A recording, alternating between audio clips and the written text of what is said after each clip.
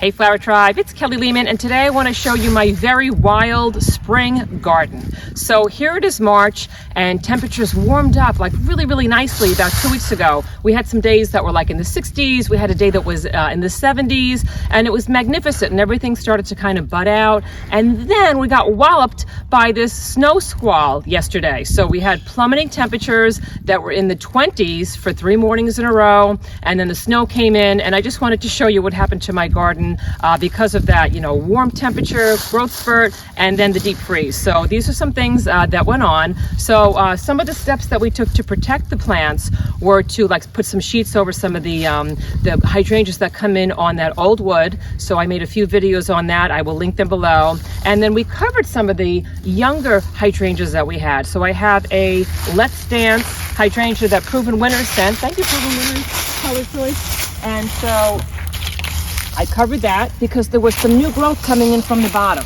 And as you can tell, it protected it, because if this plant was exposed to that snowstorm and the 20-degree temperatures, I'm pretty sure these would be black right now. So I just covered it just with like a little bucket. I actually just used like a recycling bucket, and it protected it from those 3 days of cold.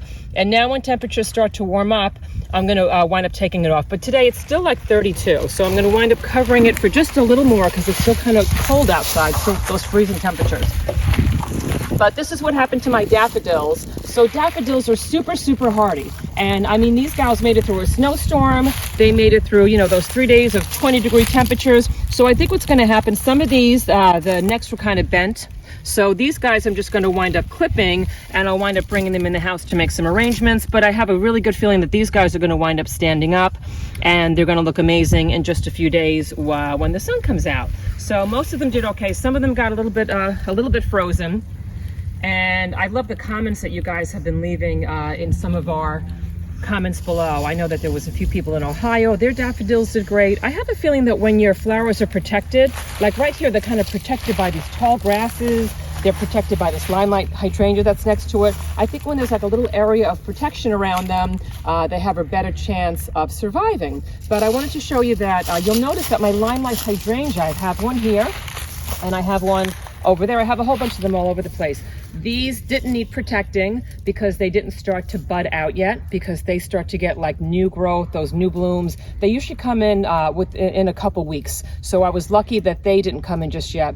And I have to say, I'm really happy that I didn't do something. Like I ran out of time about 3 weeks ago. And when temperatures were in the 60s, I wanted to come out here and give these guys like a little deadheading. I was going to clean them up. I was going to do like a little bit of pruning back. And I'm so thankful that I didn't do that. I'm so thankful that I ran out of time, because what happens is when you do like a pruning back of most plants, you're encouraging it then to like send forth some new growth. So I have a feeling that if I were to have come back here, like 2 or 3 weeks ago, and I would have given this plant a pruning, I think I would have had some new fresh green growth. And I have a feeling that that snowstorm would have probably frozen it off. And it wouldn't have been the end of the world, because I think that plants like the Limelight Hydrangea and your Annabelle, your Incredible, they would have just like wound up giving you some more like new growth later on, like a few weeks later. So it wouldn't have been the end of the world. But I wanted to address some of the questions that I've been getting from our Flower Tribe members. So someone had asked me this morning if this was a good time of year to transplant their Annabelle Hydrangea, and I told them absolutely. So I want to show you what my Annabelles look like back here this time of year. You'll notice that I've got like a lot of the leaves that are still covering them, and these leaves are actually protecting the new buds that are coming in at the base of the plant. So I kind of kept them in place, and I'll do this with my established plants. So kind of leave those leaves in place. Now, if you have like a newer hydrangea, I don't know if you remember that Proven Winners plant that I just showed you, I don't allow the big heavy leaves to sit on top of that, because first of all, it's not going to get as much moisture as it can get. And the other thing is, it's sometimes with the younger plants, these heavy leaves will wind up like kind of stifling them, and you might not get that new growth because it kind of tamped it down. It didn't let the light come through. But the best bet that you could do is kind of have some leaves in your garden that are chopped up. So if they're chopped up, you don't have that wide base that sometimes blocks the moisture, and it doesn't like block some of those new plants that are coming in. But back to the transplanting. So yeah, so this is a great time of year. Spring's a terrific time of year to do your transplants. This is a good time to get in there and dig up your plant when it's still dormant and to transplant it. But I would wait, you know, until like it's not like a totally frozen day out there. And now is a great time to do that. So yes, that was a terrific question. I love your garden questions. Please keep them coming in comments below, because a lot of times you guys are the inspiration behind the garden videos that we make. So let's see what else we got going on here. You're back, lady? I'll usually leave the spent blooms of my hydrangeas in place. I think that they provide a lot of winter interest. And I also have a lot of my tall grasses in place, and I'll wind up taking all these down probably in the beginning of April. I'll wind up just kind of cutting them down to about 18 inches. And if you'll notice, most of the leaves I still kind of kept in place here. This bed is filled with mostly mature plants. I have a load of black-eyed Susans that come up every year. So I did take a leaf blower and I kind of blew this area here, because I knew if I kept those heavy leaves on top, that these guys might wind up getting, you know, kind of like tamped down. They wouldn't have had enough sunlight. They might have gotten moisture issues, and I kind of got rid of those leaves ahead of time. So these are some of the Limelight Hydrangeas that we had moved last year, and they're doing spectacular. So obviously they're still dormant, you know, they're still kind of brown, but they're going to be amazing this year. And then we had also moved a whole bunch of those Rose of Sharons. We moved a whole bunch of Spirea, and so everything's going to come in really beautiful. But I wanted you to see what it looks like this time of year, right in the beginning of spring. This is the first area of my garden that I clean up every spring, and I made a video showing you guys how I cleaned up my Hellebores and did some pruning back of some of like the winter damage that was done to the leaves, and I cut off some of the old leaves from last year. And these gals did spectacular with this cold spring snap that we had. I mean, you have to think there was snow covering these plants just yesterday, and they had 22-degree temperatures for the past 3 mornings, and they still look spectacular. So this is one of my favorite early blooming spring plants, and I'm going to show you what some of the white ones look like right next to it. I mean, is that unbelievable? So these are amazing. They're going to wind up getting a little more upright as the temperatures warm up. They still have some of that extra, I think, kind of like cold in them. And you'll see there's even more that are coming in from the center. So this is such a beautiful flower to grow in your gardens, and every year they kind of spread out and they reseed themselves, and it's just a really super low maintenance flower to have. So what I did was I kind of cleaned out this section because there was a ton of like leaves on them and they were kind of stifling the flowers. So I did that last week. And one of the Flower Tribe members brought up a really good point. He said that he was looking on the internet and a lot of gardeners were advising like against doing such an early spring cleanup, because like a lot of the leaves and a lot of the plants and a lot of the grasses provide a lot of coverage and protection for like the winter critters. And I totally agree with that. So that's the reason why we only cleaned up this one section here. But if you take a look at the rest of my garden, you know, it looks like this big, wild, crazy place right now, because everything is just covered and it's just like almost like a blanket on it right now. So I've got a lot of mulch in there. I've got a lot of those like chopped up leaves in there, and it just looks like, I think it looks beautiful. You know, other people might be like, oh, I like when everything's pristine, but this is my big, wild, crazy spring garden, and I just adore it. I think it's really, really fun, and I think that there are a load of critters in here that are kind of, you know, getting a little extra protection, and there's a lot of birds that come here all the time too, so that's really beautiful to see. And I know others of you have sent in comments about how to keep the rabbits, the bigger critters, out of your garden. So to keep the rabbits and the deer, the critters that are going to do some damage to your garden, I made a separate video just giving you some of my top tips on how to get rid of like the larger animals. So you can check that out. I'll put that in descriptions below also. So what else can I show you? One of the first big shrubs that's going to bloom is going to be my Snowball Viburnum, and they have these big, beautiful snowball cluster flowers on them. They almost look like mini hydrangea flowers, but I'm going to show you what it looks like now in the beginning of spring. They're right over here, and I highly recommend growing this in your garden.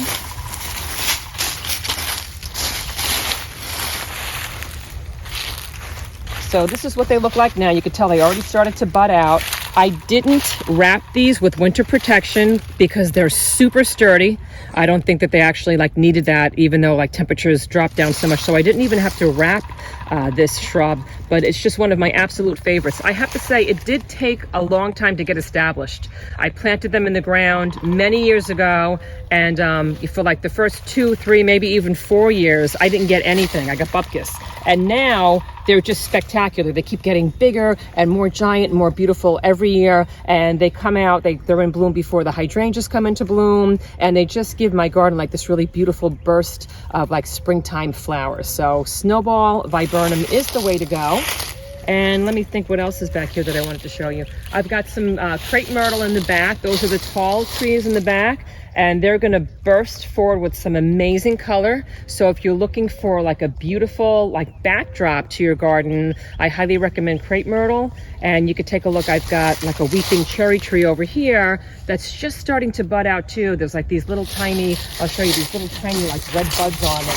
And this is going to be a giant burst. It almost looks like a big giant pink dress that's back here in just a few weeks. So this is what it looks like now.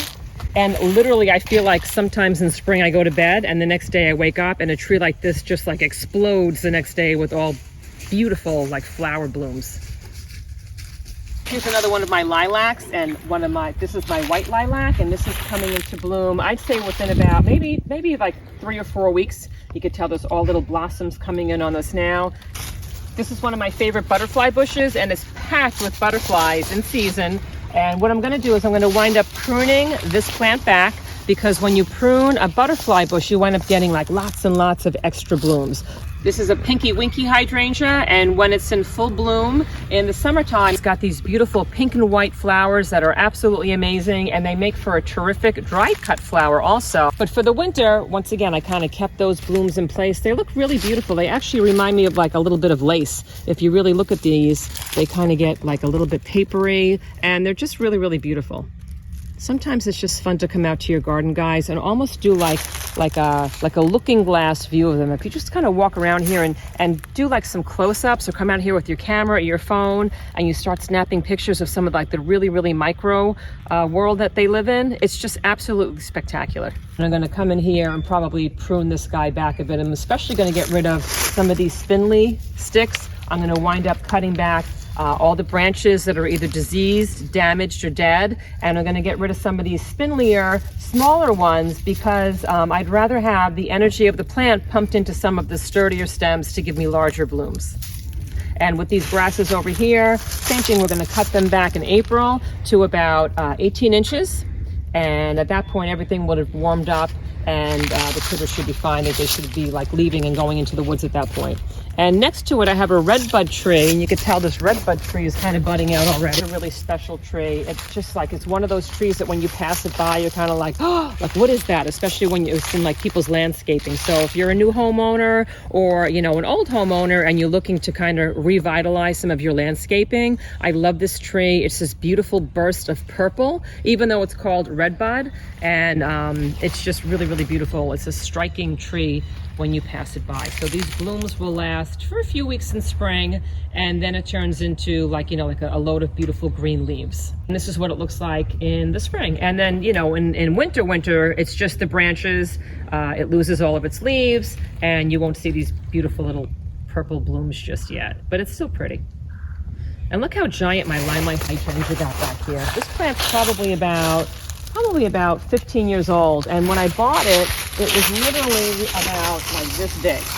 So, you know, this is what it looks like after 10 or 15 years. And guys, I have to say, when I go to Home Depot or Lowe's or my local garden centers, I try to pick out the biggest version of the plants that I like, that I could afford. So I know a lot of other gardeners, especially if you have a smaller garden or a smaller landscaping plan, you might do the opposite. You might, you know, choose like the smaller versions of them so it fits in and it looks appropriate. And it also depends on your budget that year. So the first year when I was gardening, I definitely didn't have enough money to buy like the biggest versions.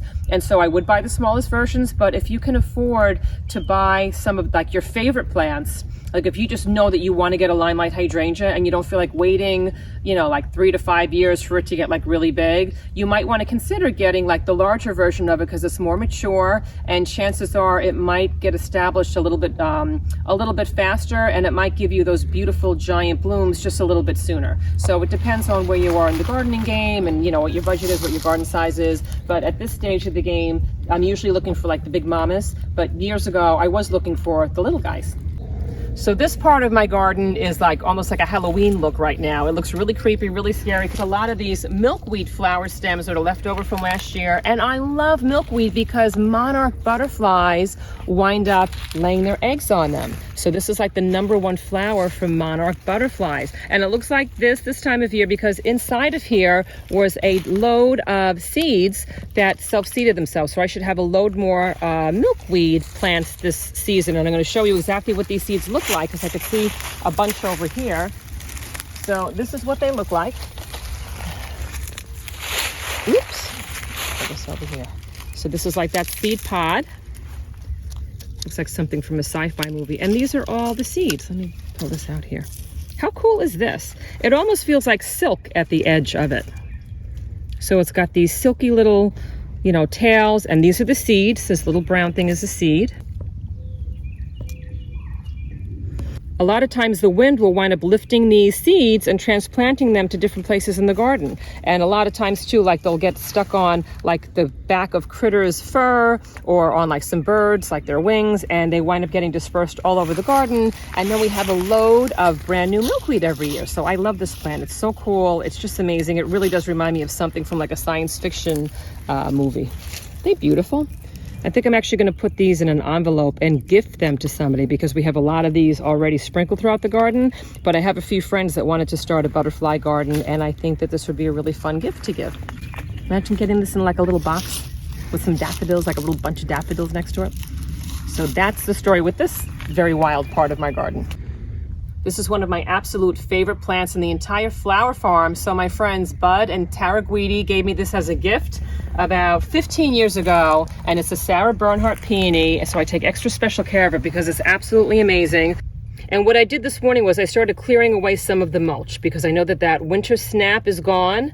So I cleared away some of the mulch because there was a lot of mulch that was piled up on top of these. And if you have your peonies planted too deep, or if you have too much mulch on it, they will not give you flowers. So these beautiful stems would wind up coming up anyway through the mulch and through like that, you know, those extra inches of soil, but it's going to stop them from blooming. So you want to make sure that this time of year, within the next few weeks, take a look at your peony plants. You should start being able to see some of these little buds coming up. So if you don't see them, you can kind of very gently, you know, scratch away and kind of remove some of the mulch that might have gotten either blown over it. Sometimes landscapers don't realize that peonies don't like to have a lot of mulch piled on top of them. So the rule of thumb, once again, is don't put more than 2 inches of soil over like that last eye that's coming from the ground. And if you live in the south, I think the rule of thumb is you shouldn't even have more than like an inch over it. So this is what I do with a lot of my peonies.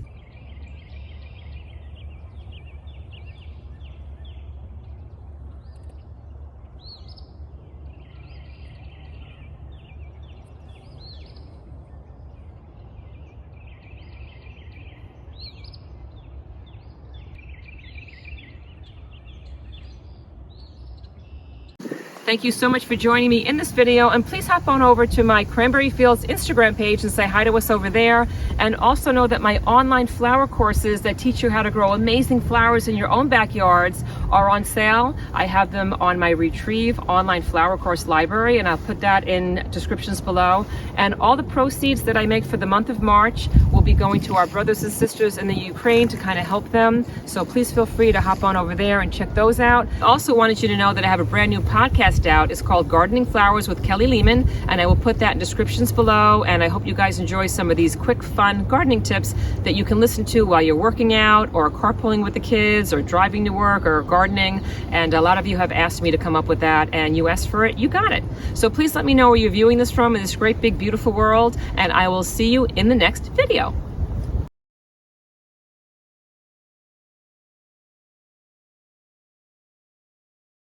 The hydrangeas, I usually, you hear the woodpecker in the background, stealing the show. What do they say? Don't work with kids and animals because they'll steal the show. So I got Lucy and the woodpecker.